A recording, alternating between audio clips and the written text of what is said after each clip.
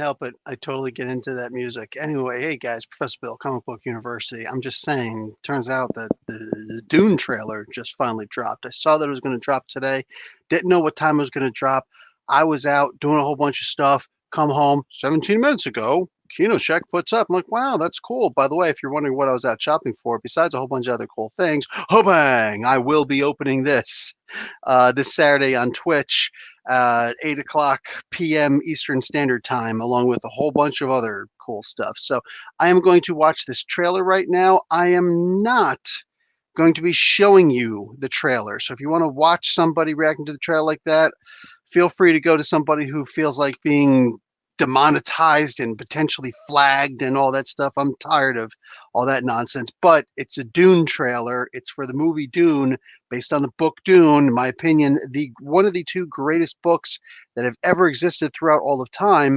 And if you want to actually learn something about Dune, as opposed to a bunch of other jackasses out there going, well, I saw the one of the other movies before. This is very different now. I will actually tell you a bunch of cool things about Dune. So this is a 3-minute, 14-second long trailer. This is the Kino Check International trailer.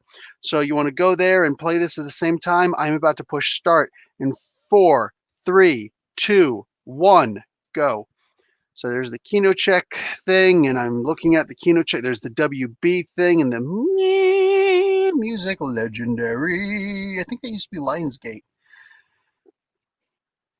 That is the character who plays Paul Muad'Dib, secret name Usul. Zendaya. She is Chani. It's pronounced Chani, not Cheney. He says he feels something is changing in him. By being on the planet Dune, he's awakening his genetic inheritance, so to speak, because the spice is everywhere. That is the Atreides Gom Jabbar, or not the Atreides Gom Jabbar. That's the Gom Jabbar of that particular sister, Mohaim, something to that effect. That is totally badass. You get to see the invisible shield, the transparent shield. It can only be penetrated by the slow dagger.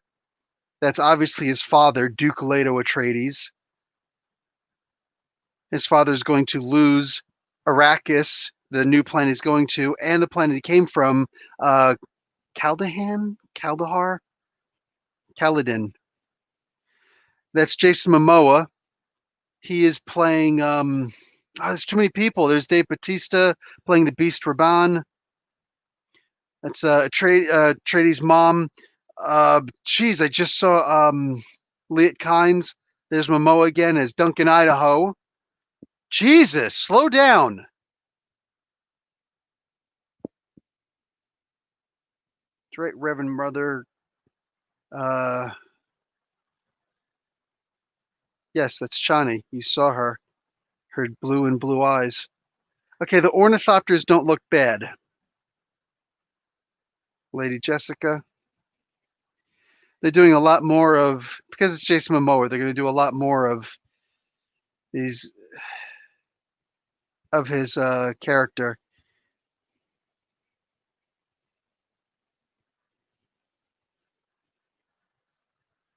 Fear is the mind killer. It is the little death. Is he supposed to be Gurney Halleck instead? Sandworm.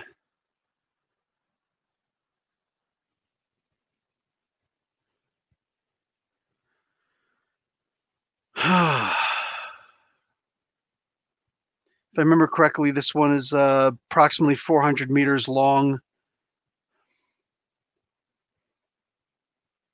Looks about that. Okay, so totally badass trailer. Of course, Frank Herbert. All due respects to this man. This man's. Okay, I'm good. Oh, just stop with all the freaking. I'm going to go to this and that and the other thing. Okay, so this is, to me, this is a totally badass trailer. I don't like. Let me throw up the thing I don't like right away. I hate hearing this new version of Dark Side of the Moon. I don't even want to hear the original Pink Floyd version of Dark Side of the Moon. I'm not interested. I don't want to hear modern day music in it. First off, who the hell's going to relate to that nowadays? People my age? Guess what? People my age read the book, and we sure as hell don't want to hear a new version of this song. Why are we putting up new songs? This should be completely brand new music. Just no, this shouldn't be a soundtrack. This should be a score. All right. Like seriously, Dune, you need to think Conan level. There was no soundtrack to Conan. There was the score. So you'd hear that dun, dun, dun, dun, dun, dun, dun, dun, and all the background stuff. Superman, right? When Richard Donner did that original Superman movie, there was the orchestra and everything. Star Wars. None of the great movies had a soundtrack. They had a score, and that's what's important, is to make sure you have a score, not a stupid soundtrack. I don't want to hear a new version, some kids or whatever singing Dark Side of the Moon. I'm not interested. I don't want to see that. I want to see an entirely different, I want to hear something entirely different. I think they're going back on the original 1984 Dune movie, which had a soundtrack, but that was also a soundtrack by Toto, and it was an amazing freaking soundtrack because it was by Toto, one of the greatest freaking bands of all time. You can argue with me if you want, but listen to Toto, you'll understand. I've let the rains down in Africa. That was not one of the songs on there. Neither was Roseanne. But anyway, okay, so this book, this movie, both of them, this movie coming up, this is supposed to be based off of the story by Frank Herbert. Now, here's something that's important to remember if you're actually interested in understanding the book in and of itself. Frank Herbert, the first ever true scientist to write science fiction. All right, everybody else, were Asimov, all them, they were not actual scientists. This guy was actually a scientist, and he wrote this book. We fell in love with Paul Atreides, Muad'Dib, the kid that you see in here, the main character. We fell in love with this character, and he's only in the first 3 books. After that, he's gone. You know what I'm saying? Um, I could throw away not throw away, but I could just pretty much ignore all of the rest of the books. I've read many of the other books. I read the original 6 books. I read the 2 books that were technically supposed to be put on also. I read the Machine Crusade, the Butlerian Jihad. I read all that good stuff, and boom, I'm good with it. You know what I'm saying? But the first 3 books, absolute best to me, because it was the Muad'Dib story, as I feel it was meant to be told. Anyway, the thing about this, um, you have to remember that Frank Herbert, when he wrote this, was not supposed to be about Muad'Dib. It was not supposed to be about Paul Atreides. It was actually supposed to be about the planet Arrakis, also called Dune. The book is called Dune. The movie is called Dune. The planet, its real name is Arrakis, but its nickname is Dune because there is 0% precipitation on the planet. There is no rain, no mist, nothing on the planet, according to their sensors. There's some secrets, though. Desert power. There's some secrets. There is actually some moisture on the planet.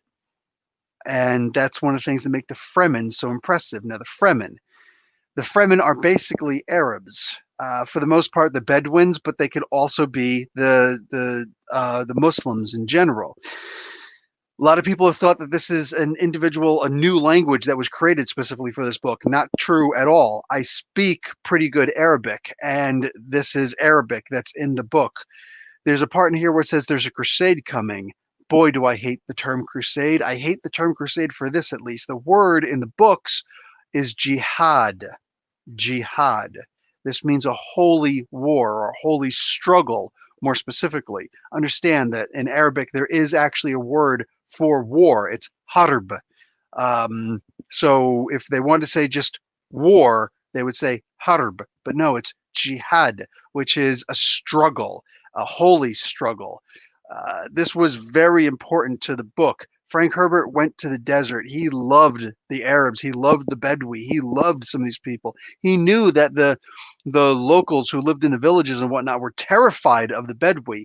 Newsflash, that still exists to this day. If you're in Egypt and you're out in like Alexandria or Giza or, more specifically Cairo, you're terrified of the farmers. You know what I'm saying? Because these are the guys who just they go out and they just work all day tilling the soil, toiling and farming, and they are strong and they are tough and they are mean.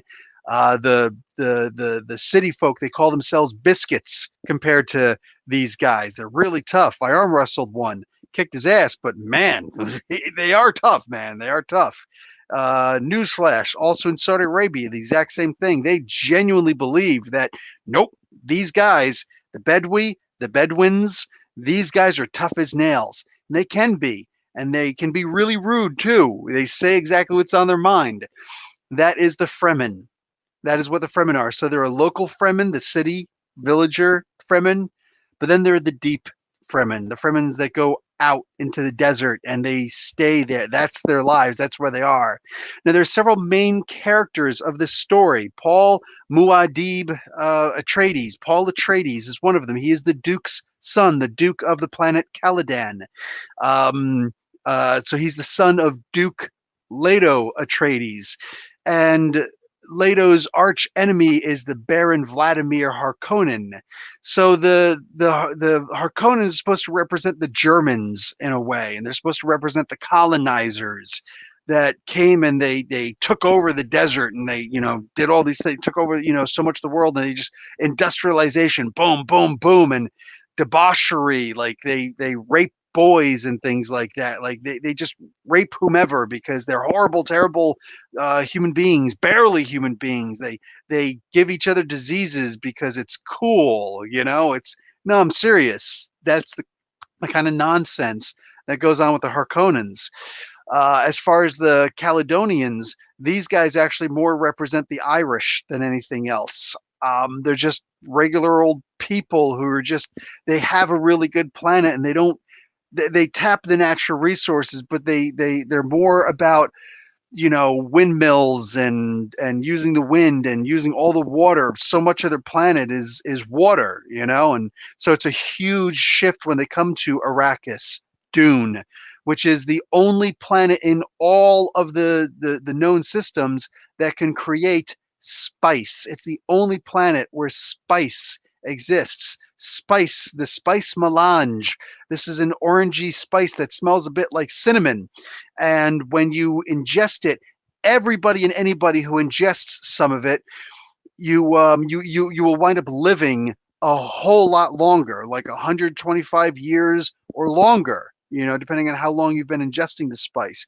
You can also become addicted to the spice. There is no known cure for spice addiction. So once you're addicted, and you wind up taking more and more, like heroin. If you ever read Eric Clapton's book, he's like, yeah, man, in England, we use the actual heroin. It's yellow. Natural uncut heroin is yellow. That white stuff in America, it's cut. And somebody gave me like a whole bunch of it. I'm just like snorting it, and like there's nothing I could. It's not doing me anything. And it's like I need actual heroin because I'm tripping right now. And it's like, wow, that sucks. And that's what reminds me of the spice melange. That's what I think of in this particular case. You can get majorly addicted. Now, certain characters can actually use the spice for other things. Case in point, there are certain people who make their brains and their bodies beyond what a human could ever possibly get on his or her own. Now, the reason for this is because we don't use machines in the future. By the way, this is around this is about 100,000 or 10,000 years in the future. All the other books were like, the sci-fi books at the time, they're like, oh yeah, 10 years in the future, 5 years in the future, 20 years in the future. This one's like 10,000 years in the future, mother fathead. So boom, far, far fetched, and they spices crack and oil rolled into one. Yes, it is also oil, Jay Nunya. Good example. I'm going to get to that. So in the past, in the future's past, there was they decided to start creating machines, and they created thinking machines vis-a-vis AI. They created the singularity, the machine singularity, not a black hole. They created artificial intelligence. And so therefore thinking machines, and these machines they put in charge of everything. You ever wonder where what you call it, the Star Wars and the Matrix and all of these other sci-fi movies and whatnot got their original ideas from? They got it from Dune, from Frank Herbert. This is the greatest sci-fi story ever told besides 1984. These two, like neck and neck for different reasons, greatest sci-fi stories ever told. So many influence. It's influenced so many lesser stories. Yes, Star Wars, my opinion, a lesser story. So The Matrix, lesser story. All of these. Dune is far superior. There was a machine crusade. The machines actually went out and they started, fighting for their rights. And it was riotous and it was really bad. And they started becoming really vicious. And the people had to fight to put down the machines. And this was multiple planets. So thinking machines actually became illegal. Now, this is stuff that's going to be in the past for Dune. Much like the Cimmerillion, whatever, for Lord of the Rings. It's like all stuff in the past, man. It's explanation. So there was the Machine Crusade, and then there was the Butlerian Jihad, which means we have to put down these machines or the human race will be extinct. So they put down the machines. So now, present day, they've realized that they can't depend on machines anymore, not even for something as little as a calculator, practically. Saying they can't have thinking machines. So to have the benefits of the thinking machines without actually having the thinking machines, certain men will use the spice to access the massive amounts of logic in their brain in order to become what's called mentats.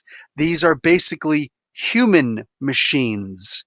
They can, at any moment, they can recite a little mantra, take a little spice, and then they suddenly, holy wow, boom, and then they're thinking a billion different things at the same time. Imagine having 100,000 tabs open in your computer, and they're all playing a video or audiobook or whatever, and you're reading all this and it's memorizing this stuff, and there's pretty much infinite hard drive and RAM, so it doesn't slow down your computer at all in the slightest. In fact, it can actually even go so far as to predict the future. That's what mentats can do. So a lot of times, all of a lot of rich people will have mentats hanging out with them and whatnot, and mentats will be hired. People who are qualified. Not all men can become mentats, but certain men are capable of possibly becoming mentats. That's something that's actually mentioned about Paul Atreides in the beginning, is that, son, we've done the test, and it turns out that you could actually be a mentat. It's like, imagine a duke who's actually a mentat. That's amazing. That's amazing. So I talked to you about the Duke Leto Atreides, who is actually the most beloved ruler in all of the empire. There is an empire of planets here. Shaddam the Fourth.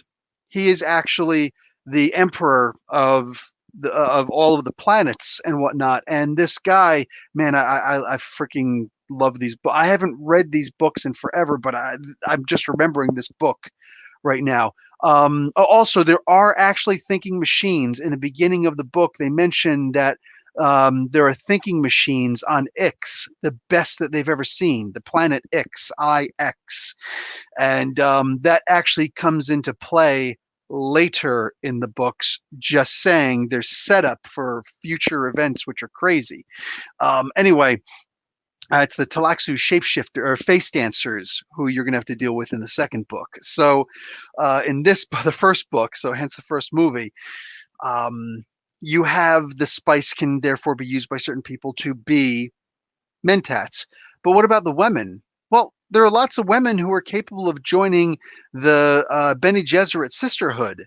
So these are basically women who have the ability to see certain things, to be in certain parts of the past. And this allows them to manipulate time in a way, to manipulate time around themselves. they learn certain balancing acts and whatnot, and it's almost like yoga and tai chi quan and qigong breathing techniques and so many different aspects like that to make them, well, like the weakest form of it is that they wind up becoming incredible dancers and amazing martial artists. I mean, women that can just rip you in half and you won't even see them coming. No, I'm serious. They can be standing in front of you and then just it looks like they're falling, and all of a sudden they're standing behind you because they're tapping into that spice and what they can do with the spice. Um, Amazing martial artists. And as it turns out, besides the fact that Paul qualifies to be a mentat, oh, as it turns out, his mother, the lady Jessica, has been teaching her. She is, in and of herself, one of the prodigies of the Bene Gesserits. And she's been teaching Paul since he was younger the ways of the Bene Gesserit. Now, Paul wasn't supposed to be born. Actually, Paulina was supposed to be born. You see, the Duke, Leto Atreides, decided that he's not going to marry the true love of his wife, the Lady Jessica. Instead, she is his concubine. Um, by being a concubine, it now allows the politics, like there's so much in this book, it allows the politics of the story to continue because think about it, if he's married, suddenly peace deals are pretty much thrown out the window. So he loves this woman, Jessica. He loves her with all of his heart. He does stupid things sometimes for her because he loves her that much. But if he's married to her, then which he wants to be married to her, but if he's married to her, then there's not that chance that the other houses can make an arrangement because you're only allowed one wife, in the emperorhood and whatnot. So the Duke is only allowed to marry one woman. So having concubines is one thing, but if he gets married, suddenly it's like, oh, sorry, there's no chance for a peace deal between us. We can now court peace deals because, oh, you can marry my daughter, and all of a sudden, boom. So yes, Jay Nunya, the Bene Gesserits have actually one of the things that they do by following the past, that it allows them to try and help them to predict the future in their own ways. They can't predict the immediate surroundings of the future, but they can look at certain things and know the past perfectly, and it kind of helps them to guide their way to the future.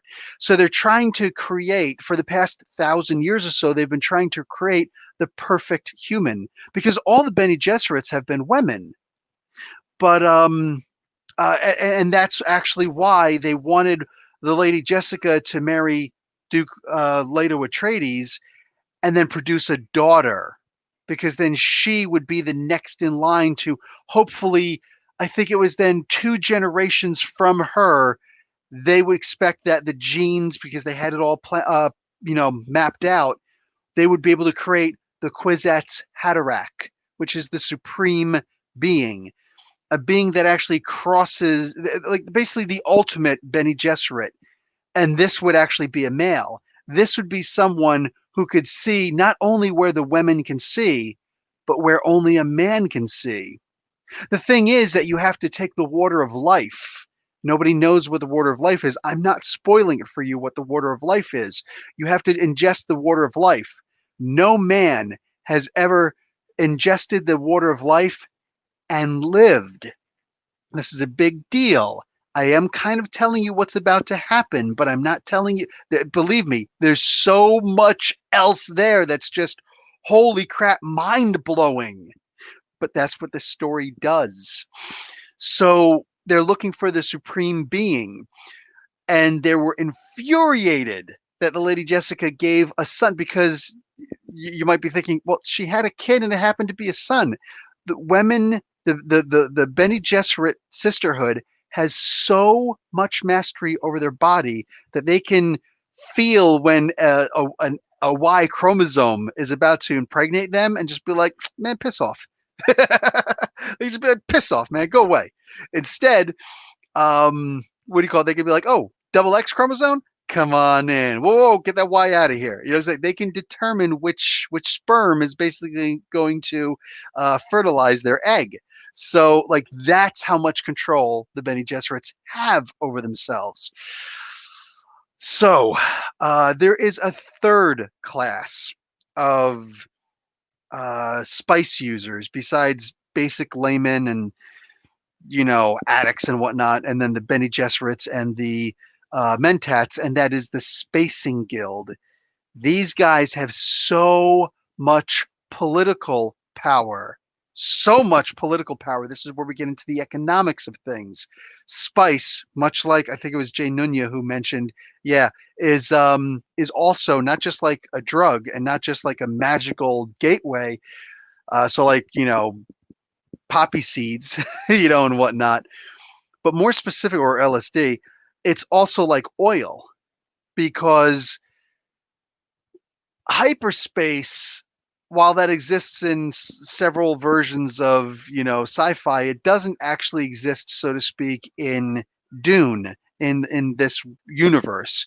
Instead, what happens is there's these guys called the Spacing Guilds who were actually once human, but they do not in any way, shape, or form resemble humans anymore. And they're so addicted to the spice, they actually have to exist inside of containers that only have, for the most part, have spice pumped into it, massive amounts of spice pumped into them. So you pay them in massive amounts of spice. Their slogan for the Chom Industries, which is what they do, is the spice must flow. If the spice doesn't flow, all trade stops. Professor, what do you mean? So there's no hyperspace. There's this thing that the spicing that um, the Spice Guild is able to do. These the navigators, the spice navigators, basically, they're able to look at 3 points in the universe where you are, namely a ship. So you basically get all these ships inside of this huge immobile device. All right, it could just basically practically be a hollowed out tool, but a tube. But all of the ships that you need transported to really far away, because light speed and all that stuff. Like, no, that's not how it works. You stuff them all inside of this area, this like cylinder. That's one point. The next point is where you need to go.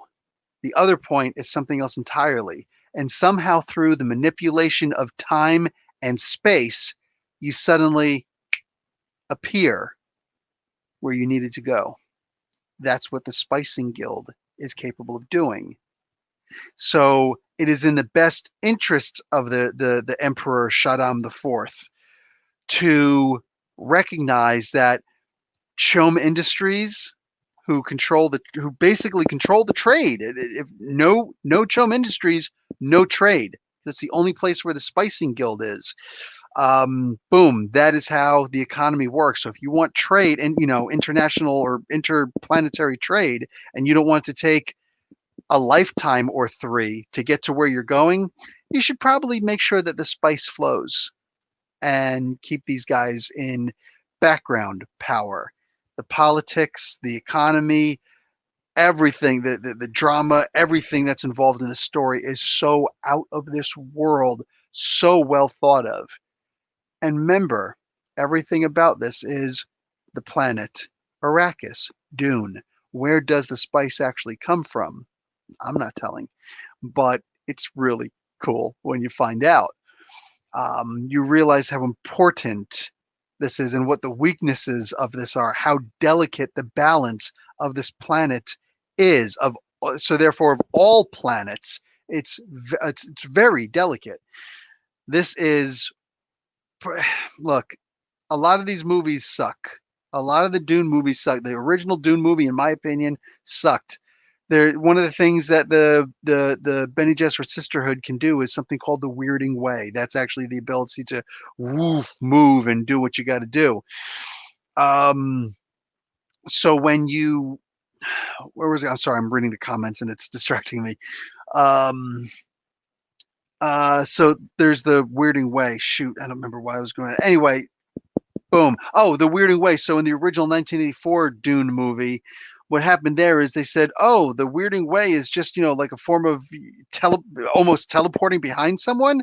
Nah, that's stupid. Let's make it some sound device where you could shoot, sound waves and things like that at people, and it could break stone and stuff." And it's like, "Nah, that's really dumb.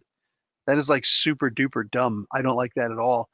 Most of us didn't like it, so yeah, there's that. And that was right around the time that Frank Herbert died was when that movie was coming out.